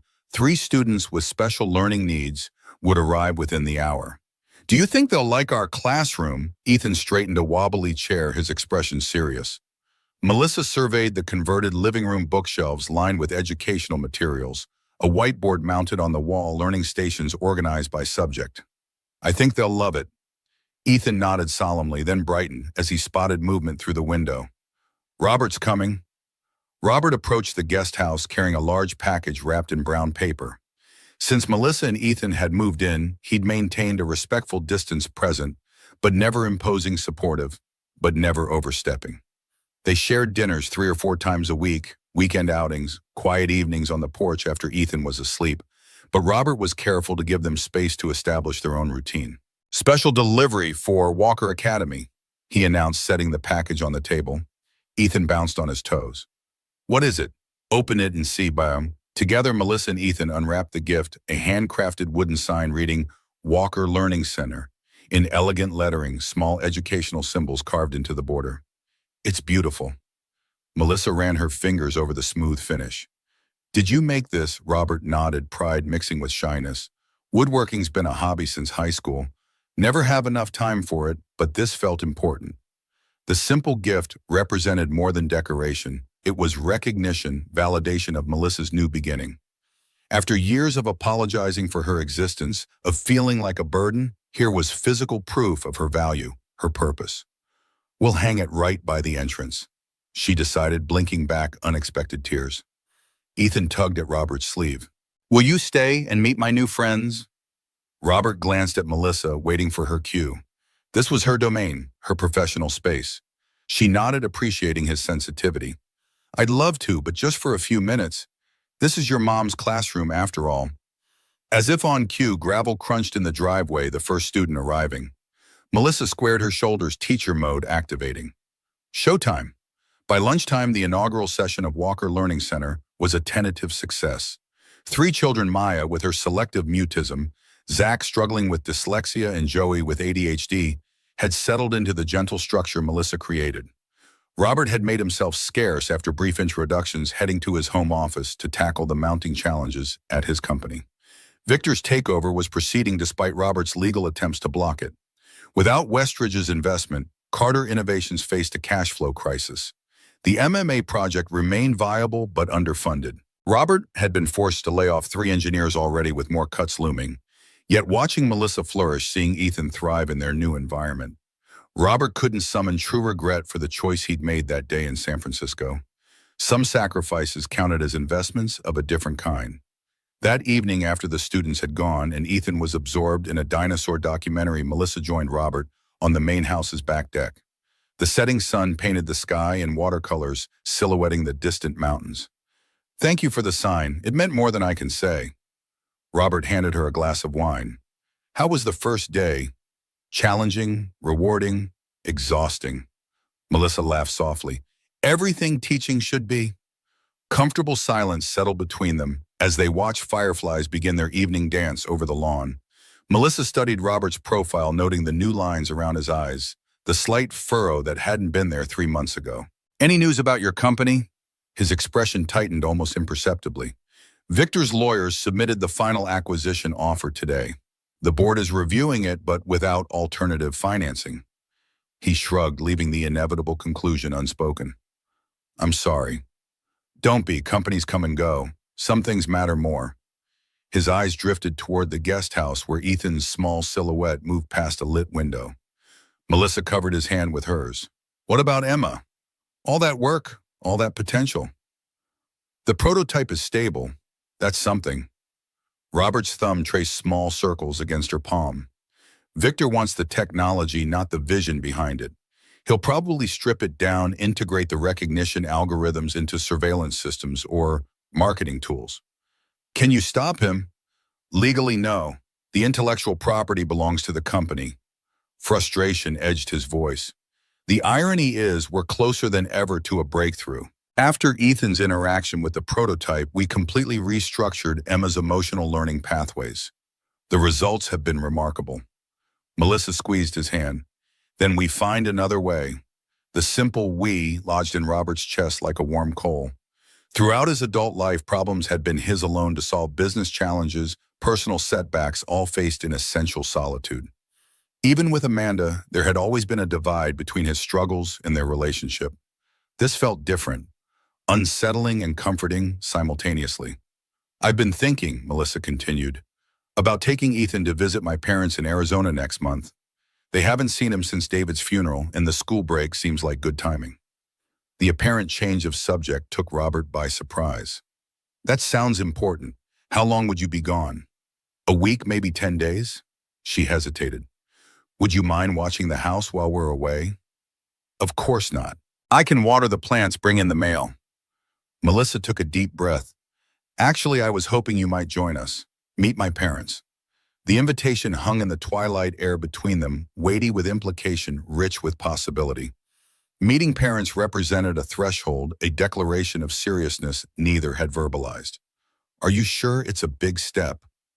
I'm sure. Her voice steadied, gaining confidence. We've been dancing around definitions for months, Robert. Whatever this is between us, and I think we both know what it is, it's time to acknowledge it. Out loud, to ourselves and to others. Before he could respond, headlights swept across the driveway. A familiar black Mercedes pulled up its engine, purring expensively in the evening quiet. Victor Ross stepped out immaculate in a tailored suit despite the hour. His confident stride carried him toward the deck, a manila envelope in his manicured hand. Evening, lovebirds. Hope I'm not interrupting. Robert stood instinctively, placing himself between Victor and Melissa. What are you doing here, Victor? Delivering good news personally. The board approved the acquisition. All that's left is your signature. He extended the envelope. Thought you'd appreciate the courtesy, given our history. Robert made no move to accept the documents. You could have had your lawyers send these, boy. And miss seeing your domestic bliss. Victor's gaze swept over the property, lingering on the guest house. Quite the picture. EO turned family man. Very heartwarming. Melissa rose, her posture radiating quiet dignity. I'll check on Ethan. She touched Robert's shoulder briefly, then walked toward the guest house, ignoring Victor entirely.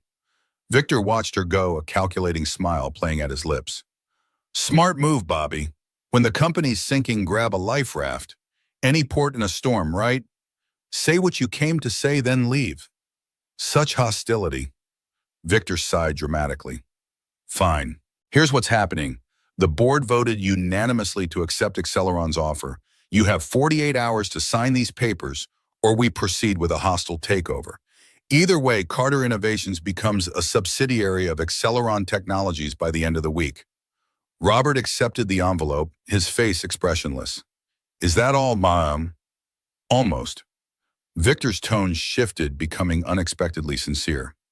The offer includes a position for you, Bobby, Chief Innovation Officer, full research budget, creative control over new projects. Not Emma, that's already allocated elsewhere, but anything else you want to develop. Surprise flickered across Robert's features. Why would you want me involved? Because despite everything, you're brilliant. Your vision for emotional AI was revolutionary, just ahead of its time, and hampered by your, Victor gestured vaguely, personal complications. Under proper management with adequate resources, you could create something truly valuable. The unexpected praise carried its own kind of sting, acknowledgement of talent, tainted by dismissal of character. Robert weighed the envelope in his hand, feeling the weight of surrender it represented. I'll review the terms. Do that. Victor started toward his car, then paused. One more thing. That offer expires if I have to take the company forcibly. Consider it my final gesture toward our old friendship. After Victor's car disappeared down the driveway, Robert remained on the deck, the legal documents heavy in his hands. The fading twilight deepened to true darkness, stars emerging overhead in silent witness. From the guest house window, Melissa watched him, a solitary figure outlined against the night shoulders, bearing invisible weight. Her heart ached at the distance. She couldn't bridge the battle. She couldn't fight for him. Later, after checking that Ethan was asleep, she returned to the main house. She found Robert in his study papers spread across his desk, the acquisition offer, dissected into constituent parts. "What will you do?" Robert looked up, exhaustion evident in the shadows beneath his eyes. "What would you do?" The question surprised her, not the seeking of advice, but the genuine valuing of her perspective. "Tell me what's at stake first, in simple terms." Robert gestured to the document piles. "If I sign, Victor gets my company, my technology, everything I've built since that night in the park. But I get a senior position, financial security, creative freedom to start new projects. And if you don't sign, he takes it anyway through legal channels. I get nothing except the satisfaction of making him work for it." A grim smile touched his lips. "And I lose my last chance to protect Emma's potential." Melissa considered carefully, understanding this wasn't just about business, but about identity, purpose, the future Robert had rebuilt from ashes. "What does Emma mean to you, beyond the technology, beyond the company? What matters most about it?" The question penetrated through layers of corporate thinking to the core truth. Robert was silent for a long moment, gaze turned inward. "It started as my way back to humanity. After losing everything after that night when Ethan found me, I needed to believe that emotional connection could be taught, could be learned even by something that wasn't born with it." He looked at her directly. "Because I needed to believe I could learn it too." Understanding bloomed across Melissa's features. "And have you learned it every day? With you? With Ethan?" His voice softened. "That's why losing Emma feels like losing part of myself. But fighting Victor means risking what little I have left." Melissa moved closer, perching on the edge of his desk. "Then don't fight on his terms. Change the battlefield." "What do you mean?" "You created Emma to help people understand emotions, to bridge gaps between human hearts. Does that purpose change because the ownership does?" Robert frowned. "Victor will repurpose the technology, use it for profit, not healing. Then save what matters before you sign. The core purpose, the healing potential." Her eyes lit with growing conviction. "The hospitals you mentioned, there's the pediatric trial program. Could you establish that independently? Get Emma into children's hospitals now before the takeover." A spark kindled in Robert's expression, possibilities unfurling. "Create a separate nonprofit entity. License the existing prototype for medical applications before signing." "Exactly. Victor gets the company, but the soul of Emma, the part that matters most already, belongs to those who need it." Robert stood abruptly, energy replacing resignation. "I need to call my lawyers. Tonight." Melissa smiled, recognizing the return of the determined man she'd come to love. "I'll make coffee." As she turned to leave, Robert caught her hand. "Melissa, thank you." "For what?" "For seeing what I couldn't. For reminding me why I started all this." His fingers interlaced with hers. "And yes, I'd love to meet your parents." The unexpected shift made her laugh, tension breaking. "Good, because I already told them we're coming." The next 72 hours passed in a whirlwind of legal consultations, late-night strategy sessions, and hurried preparations. Robert assembled a skeleton team of his most trusted engineers and researchers, working around the clock to document Emma's protocols and establish the framework for what they were now calling the Ethan Protocol, a nonprofit initiative to place emotional intelligence AI companions in children's hospitals. By the time Robert signed the acquisition papers in Victor's downtown office, the first 3 Emma units were already being installed in pediatric wards across the country, their operating parameters secured under charitable licensing agreements Victor couldn't touch. Victor's expression when he realized what Robert had done, outmaneuvered while appearing to surrender, shifted from triumph to grudging respect. "Clever move, Bobby. Very clever." Robert pocketed his copy of the agreement, a weight lifting from his shoulders. I learned from the best, Victor. The hospital program won't make you rich. I'm not looking to get rich, just to finish what I started. Victor studied him, genuine curiosity replacing calculation. You've changed. Yes, Robert had offered no explanation beyond the simple acknowledgement. As he left Victor's office for the last time, Robert felt neither victory nor defeat, only the quiet certainty of purpose redirected. Carter Innovations would become another corporate acquisition, another footnote in business journals. But the Ethan protocol would continue, would grow, would heal. Some losses cleared the way for more meaningful gains. The weekend brought Ethan's first overnight visit with the Thompsons. After the hospital confrontation, Eleanor and Richard had maintained cautious but consistent contact. Sunday phone calls, occasional dinners, small steps toward a new kind of relationship. When Richard arrived to pick up Ethan, the boy bounced between excitement and anxiety, his backpack clutched tight against his chest. You'll call me tonight before bedtime. Melissa knelt to straighten his jacket. Absolutely, and you have my number memorized, right? And Robert's too, in case of emergencies. Richard watched this exchange with a wistful expression. We have the fishing gear all ready. The pond's full of bluegill this time of year. Robert stepped forward, offering a small paper bag. Almost forgot. Ethan's special bait, guaranteed to catch the big ones. Ethan's eyes widened as he accepted this unexpected treasure. Richard extended his hand to Robert, a gesture that would have been unthinkable 3 months earlier. We'll take good care of him. I know you will.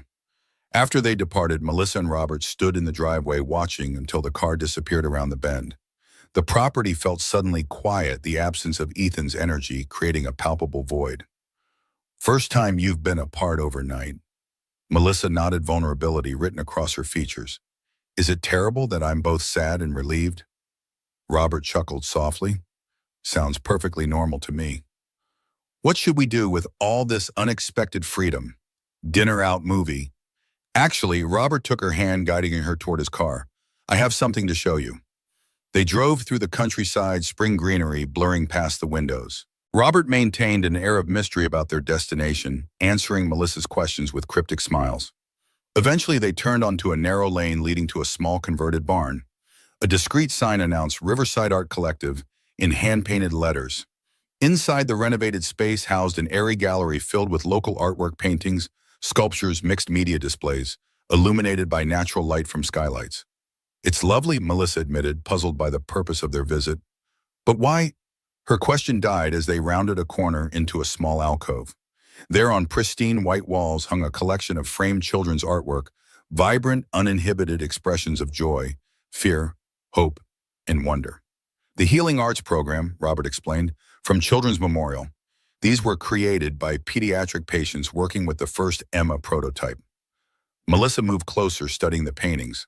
Each bore a small plaque with the child's first name, age, and a brief quote about their experience. One in particular brought her attention, a swirl of dark blues and purples, with a small golden light at the center. The artist's 7-year-old Lily had named it Finding Brave. They're incredible. The hospital reports that children open up to Emma differently than to human therapists. There's no fear of judgment, no self-consciousness. Pride and wonder mingled in Robert's voice. We've already received requests from 5 more hospitals to join the program. Melissa turned to him, eyes bright with unshed tears. This is what it was always meant to be, isn't it? This is Emma's true purpose. Yes, and none of it would have happened without you and Ethan.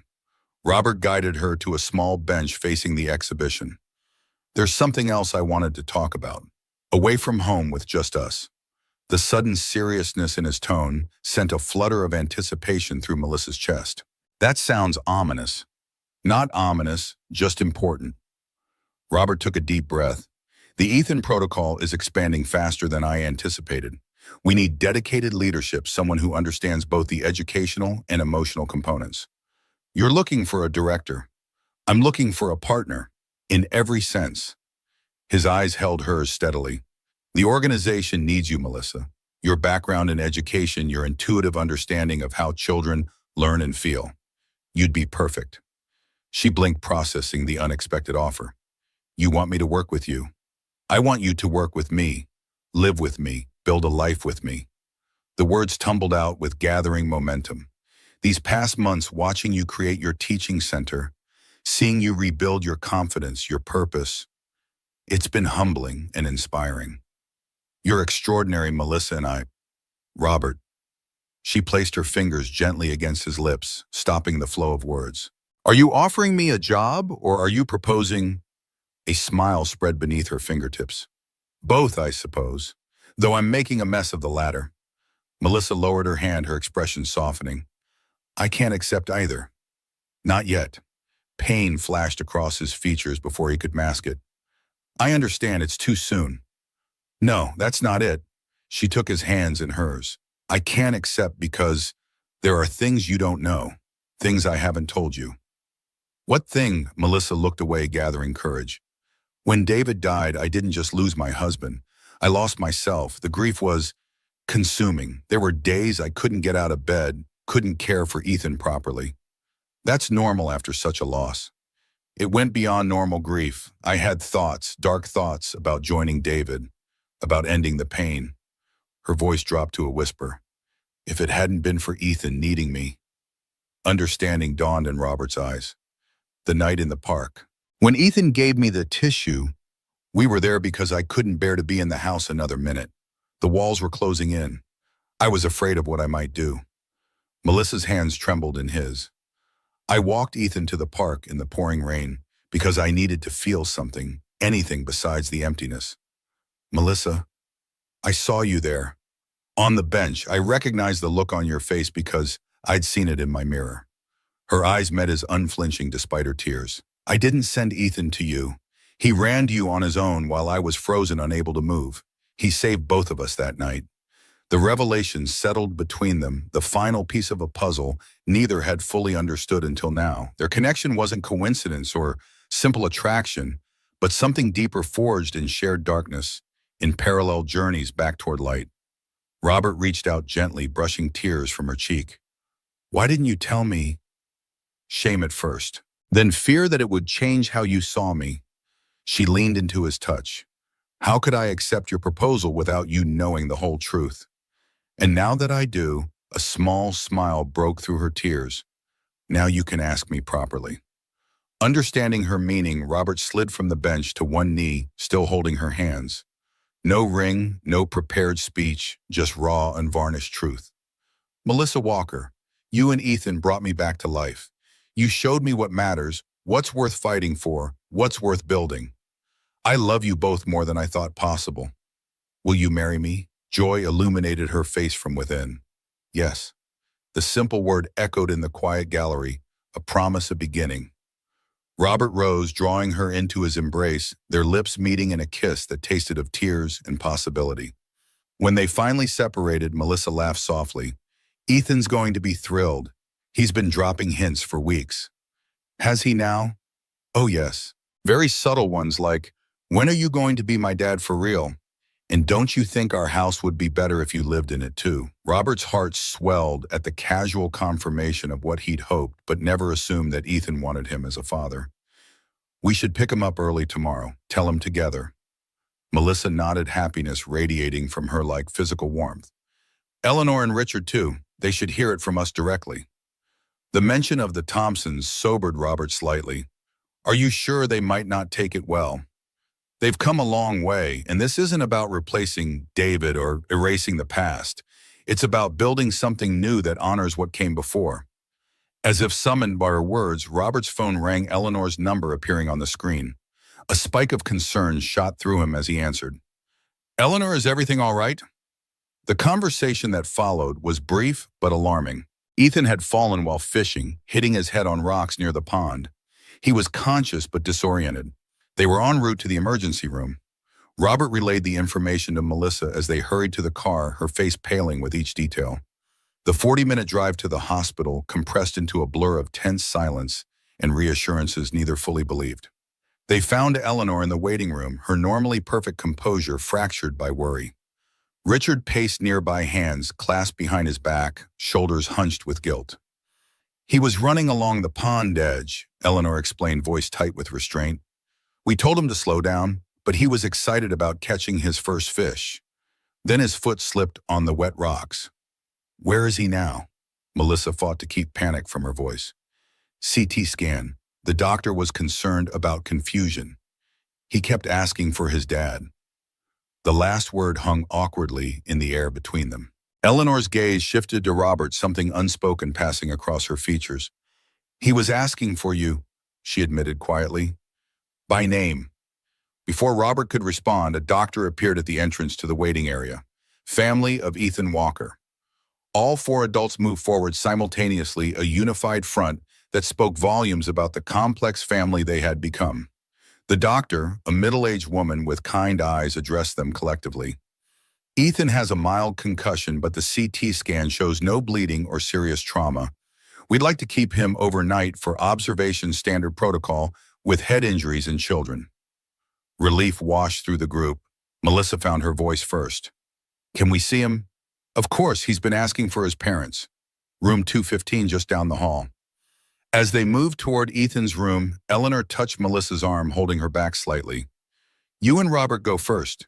He's been asking for you both. It's a simple acknowledgement that Robert belonged at Ethan's bedside, that he held a place in their family structure, represented a monumental shift from Eleanor's previous resistance. Ethan lay small against the white hospital sheets, a bandage covering a cut on his forehead. His face brightened as Melissa and Robert entered. Mom, Robert, I caught a fish, but then I fell, and now my head hurts, and Grandma cried. Relief made Melissa's knees weak. She moved to the bedside, carefully embracing her son. You scared us, buddy. I'm okay. The doctor said I'm brave. Ethan's gaze shifted to Robert. Did you know the rocks by the pond are really slippery? Robert approached the bed, emotion tightening his throat. I'll remember that next time we go fishing. Will you stay with me, both of you? Ethan's small hand reached for Robert's. I don't like hospitals by myself. We're not going anywhere, Melissa promised, meeting Robert's eyes over Ethan's head. Silent understanding passed between them. This moment, this hospital room, this family unit now formed the center of their shared world. Eleanor and Richard entered quietly, hovering near the doorway until Ethan spotted them. Grandma, Grandpa, I'm getting ice cream because I was brave. The adults exchanged smiles at his resilience. Eleanor approached the bed cautiously. We were so worried about you, sweetheart. I'm okay. And look, Robert came just like last time I was in the hospital. An awkward silence descended as all the adults remembered the previous hospital stay, the tensions and revelations it had contained. Eleanor broke the stillness with unexpected grace. Yes, he did. He always comes when you need him. The simple statement, delivered without resentment or qualification, acknowledged what everyone in the room now understood, that Robert had earned his place in their unconventional family through consistent presence and unwavering care. Later, after Ethan had fallen asleep and the Thompsons had departed for the night, Melissa and Robert sat in the dim hospital room, the rhythmic beeping of monitors creating a lullaby of medical reassurance. I think we should tell him tomorrow, Melissa whispered, watching Ethan's peaceful breathing. About us getting married. Robert nodded his hand, finding hers in the semi-darkness. Eleanor and Richard, too.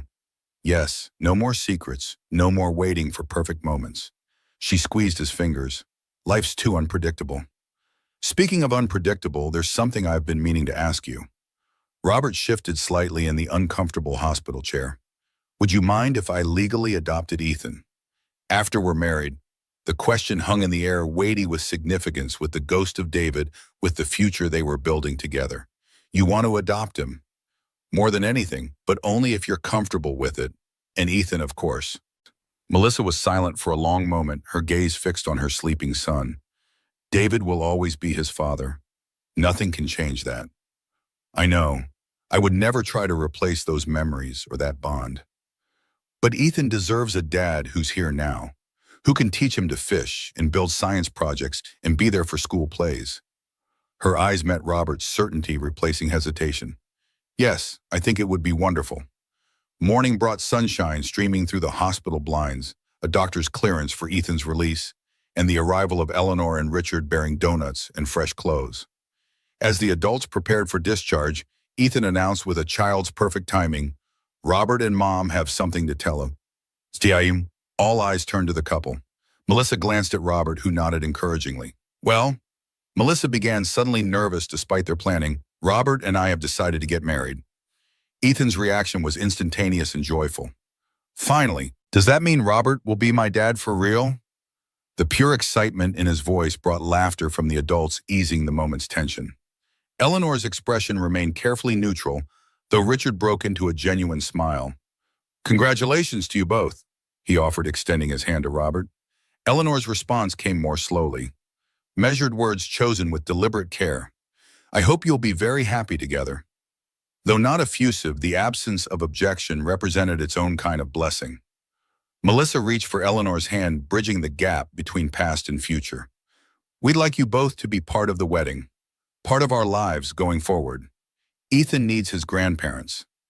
Emotion flickered across Eleanor's composed features. We'd like that very much. Robert cleared his throat, addressing the Thompsons directly. There's something else. After we're married, I'd like to legally adopt Ethan, with your blessing, if possible. The request landed like a stone in still water ripples of implication spreading outward.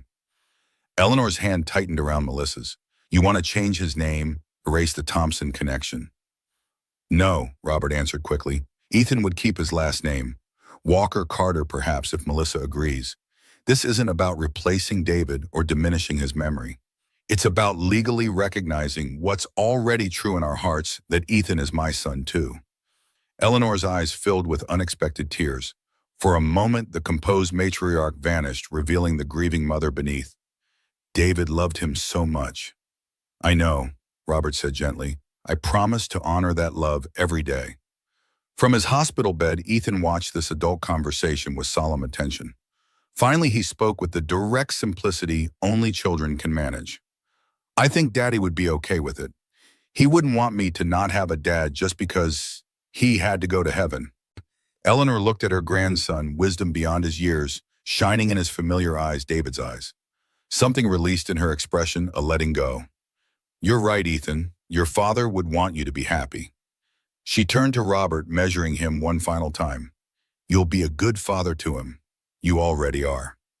The blessing long withheld, but finally given, completed a circle none of them had imagined possible months earlier.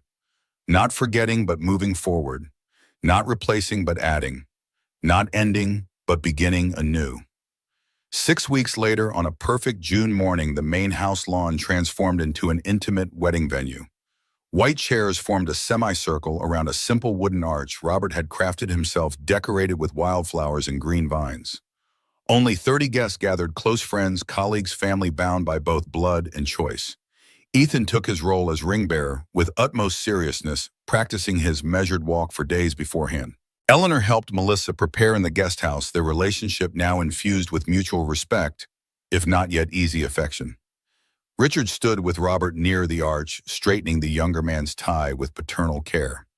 Nervous? Well, Robert smiled, surprising himself with his calm. Not about marrying Melissa, a little terrified about being a good husband and father. That's as it should be, Richard patted his shoulder awkwardly. David would have liked you, you know, once he got past the initial jealousy. The unexpected comment caught Robert off guard. Thank you for saying that. It's true, he valued honesty, loyalty, showing up when it matters. Richard glanced toward the guest house. You've done right by them. That's what counts in the end. Music began signaling the ceremony's start.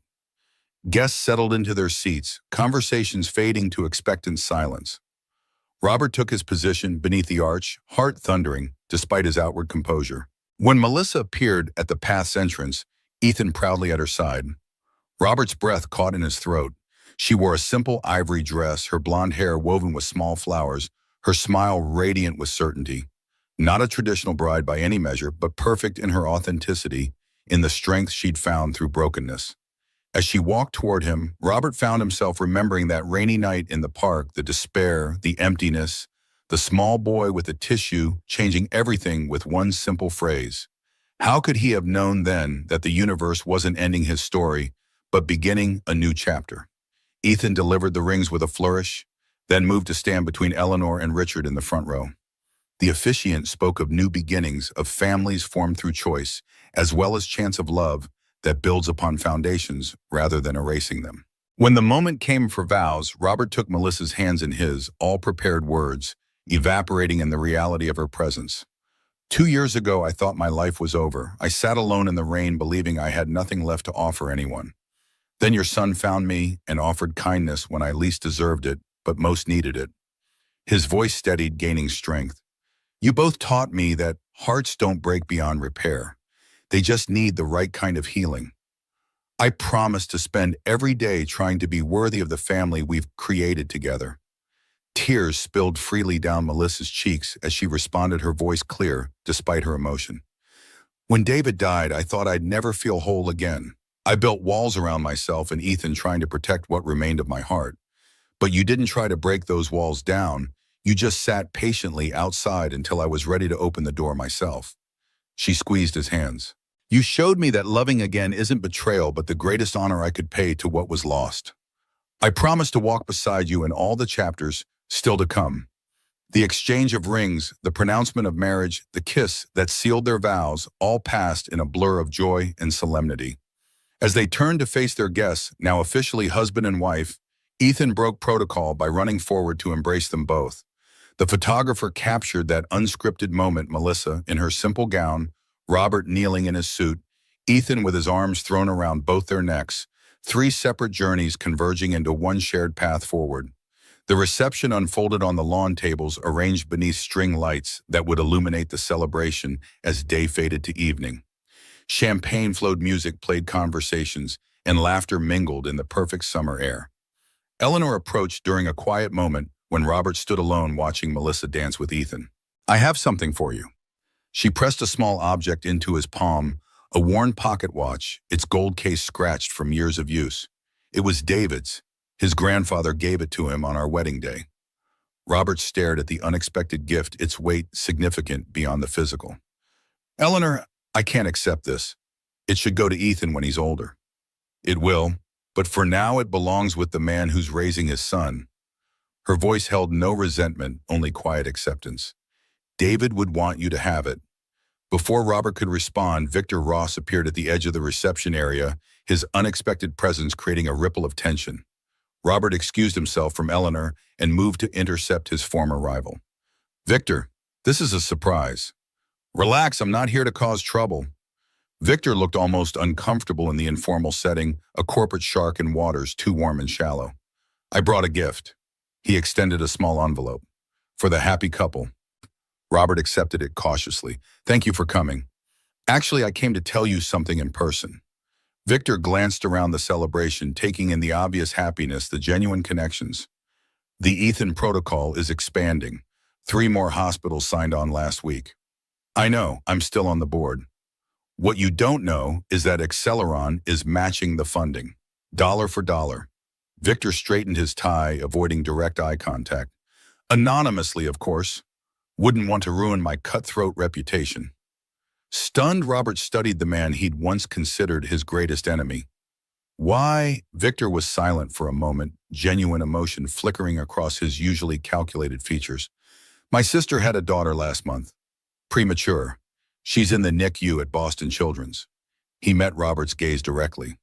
They're using one of your Emma units with the parents, teaching them how to connect with a baby they can't hold, can't take home. Understanding dawned slowly. And it's helping more than I would have thought possible. Victor shrugged, attempting to regain his characteristic nonchalance. Consider the funding a thank you. Or an apology. Whatever lets you sleep at night.